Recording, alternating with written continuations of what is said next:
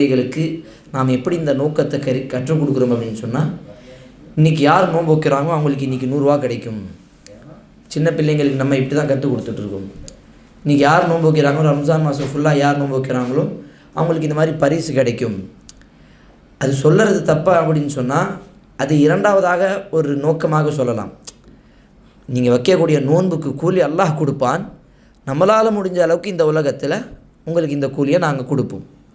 அப்போ அவங்களுக்கு பிள்ளைகளுடைய சிந்தனையில் அல்லாஹ்விடத்தில் தான் எங்களுக்கு இந்த முழு கூலி கிடைக்கும் என்ற நம்பிக்கை அவர்கள் இருக்க வேண்டும். அதனால் தான் எத்துணை நபிமார்கள் வந்தாலும் அவர்கள் என்ன சொன்னார்கள்?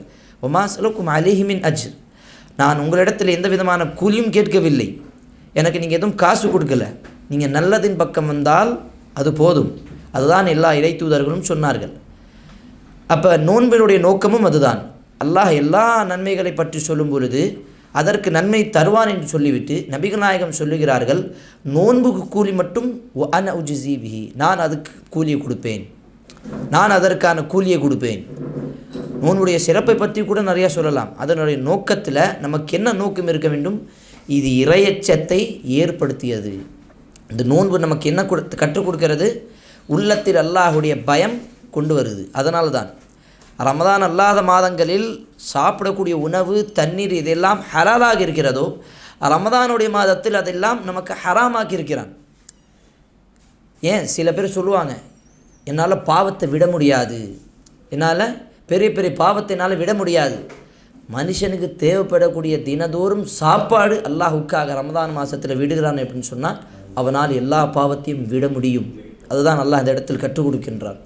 அல்லாஹுடைய பயம் வந்து விட்டால், அல்லாஹுடைய அச்சம் வந்து விட்டால் தனியாக இருந்தாலும் சாப்பிடாமல் இருக்க முடியும்.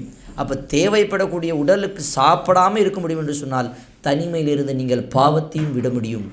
அல்லாஹ் அந்த இறைச்சத்தை கற்றுக் கொடுக்கின்றான்.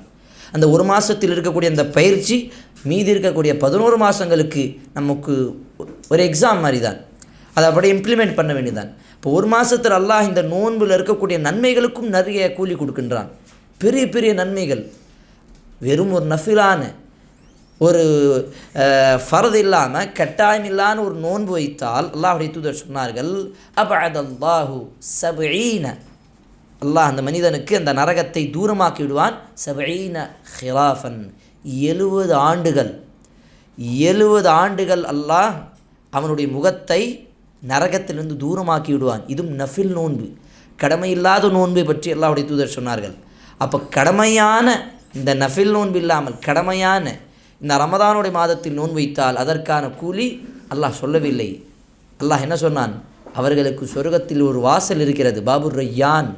சொர்க்கவாசிகள் அந்த யாரெல்லாம் நோன்பாளியாக இருக்கிறார்களோ அவர்கள் அதை அழைப்பார்கள், மாணவர்கள் நோன்பாளிகள் இங்கே வாருங்கள், இந்த கதவு தான் நீங்கள் நுழைய வேண்டும், ரையான் என்ற அந்த கதவுகள் தான் நீங்கள் நுழைய வேண்டும் என்று சொல்லி நோன்பாளிகளை அந்த வானவர்கள் அழைப்பார்கள், ஒரு அறிவிப்பு செய்வார்கள்.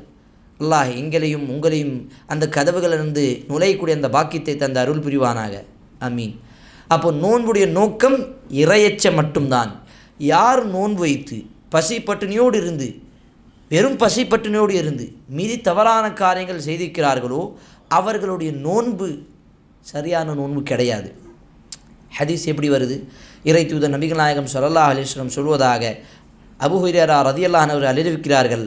புகாரியில் வரக்கூடிய ஹதீஸு, சஹீஹான ஹதீஸு செய்தி என்ன சொல்கிறார்கள்? மல்லம் யதா கௌல ஸூர், எவர் ஒருவர் பொய்யான பேச்சை, தவறான பேச்சை விடவில்லையோ, வல் அமல பிஹி, இன்னும் தவறான காரியங்களை விடவில்லையோ, ஃபலைஸ லில்லாஹி ஹாஜா, அவர்கள் தஆமுஹு ஷராபுஹு, அவர்கள் பசி பட்டினியோடு இருப்பதற்கு அல்லாஹ்க்கு எந்த விதமான தேவை கிடையாது.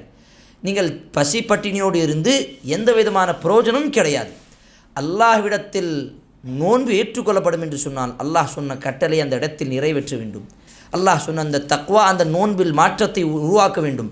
அப்பொழுதுதான் அந்த நோன்பு அல்லாஹ்விடத்தில் ஏற்றுக்கொள்ளப்படும். அப்போ பசி பட்டினியோடு இருப்பது தான் அல்லாஹ் நம்மிடத்தில் எதிர்பார்க்கிறேன் என்று சொன்னால் இல்லை.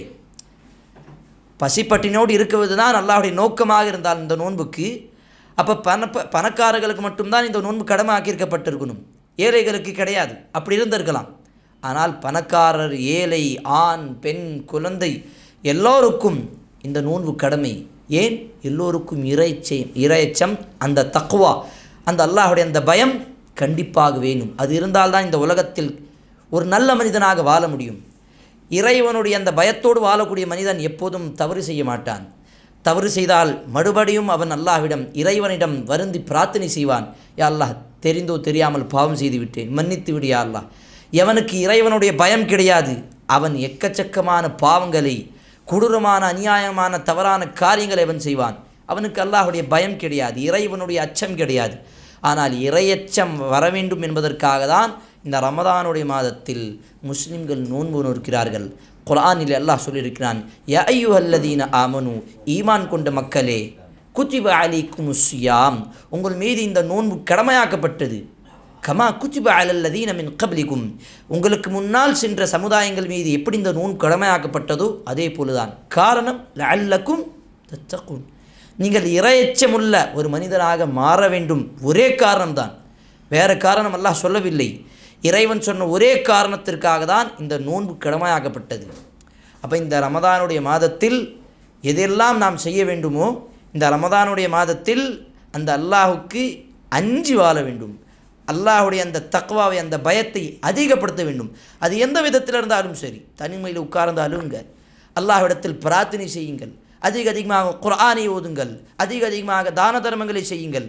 அல்லாஹ்வை அஞ்சி எந்த ஒரு காரியம் செய்தாலும் நபி வழியாக இருந்தால் அது அல்லாஹ் கண்டிப்பாக ஏற்று